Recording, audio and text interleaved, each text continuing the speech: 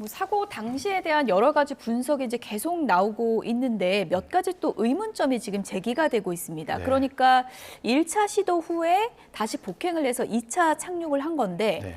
1차 시도 때는 랜딩 기어가 내려와 있었다. 이런 주장들이 나오고 있더라고요. 예, 정상적으로 1차 접근할 때는 계기 접근 절차, 우리 ILS 접근 절차대로 정상적으로 잘 내려왔습니다.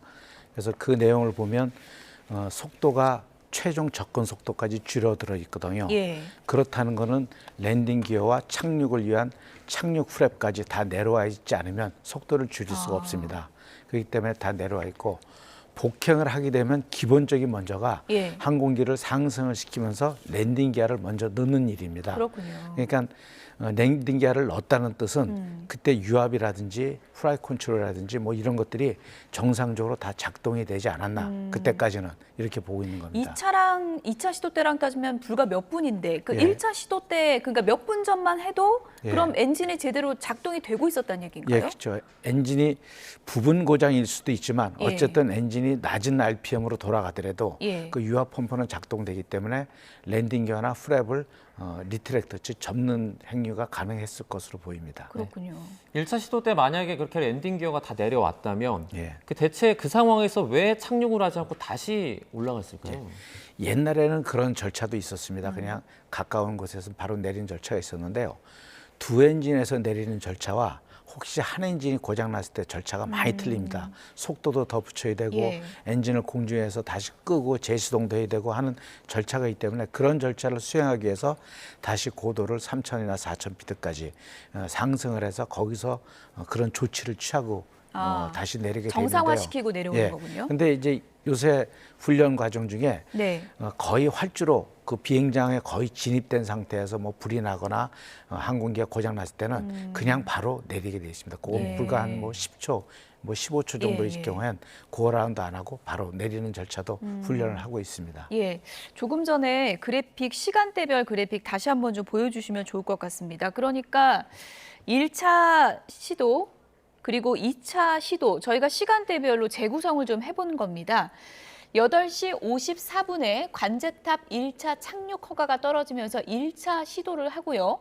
그리고 조류주의 신호가 떨어지게 되죠. 그리고 항공기 위치 등 신호 송출이 종료됩니다. 그리고 9시 2차 착륙 시도, 그러니까 1차 시도랑 6분 차이입니다.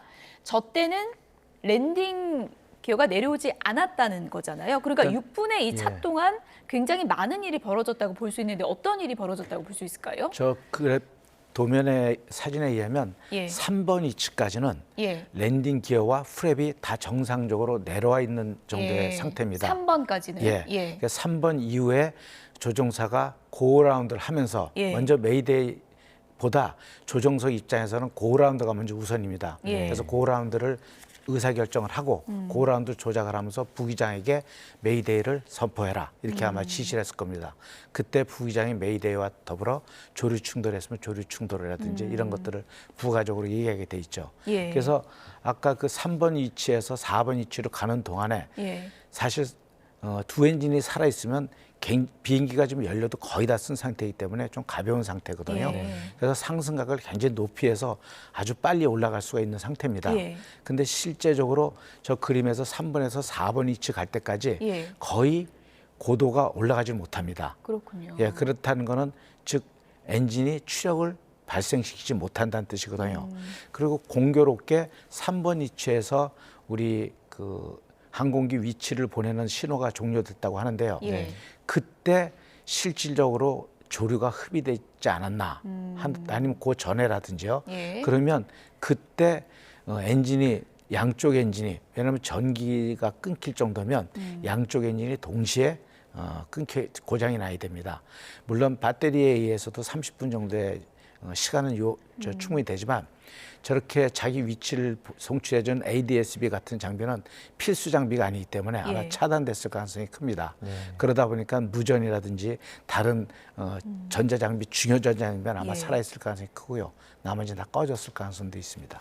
정황을 보고 만약에 버드 스트라이크가 발생했다라고 가정을 한다면 네. 하나의 엔진이 아니라 그러면 두 개의 엔진에 동시에 이렇게 문제가 일어났을 가능성도 그렇죠. 그 차이 시퀀스야 뭐 몇 초 상관이 있을 수 있겠지만 네. 한 엔진 뭐 충돌에 의해서 손상을 입고 네. 곧바로 다른 엔진이 되든지 아니면 아예 세 때에 의해서 동시에 같이 흡입돼서 양쪽 다 동시에 일어난지 저기 지금 사진을 보면 예. 지금 조금 전에 크게 예. 일어나기 바로 전에도 예. 좌측도 조그맣게 일어납니다. 한번 보시죠. 네. 예, 크게 저렇게 일어나기 전에 조금 전입니다. 예. 저렇게 보이죠. 아, 조금 예. 나오는군요. 그래서 예. 그때 이미 둘 다 동시에 다 흡입이 된 거 아닌가.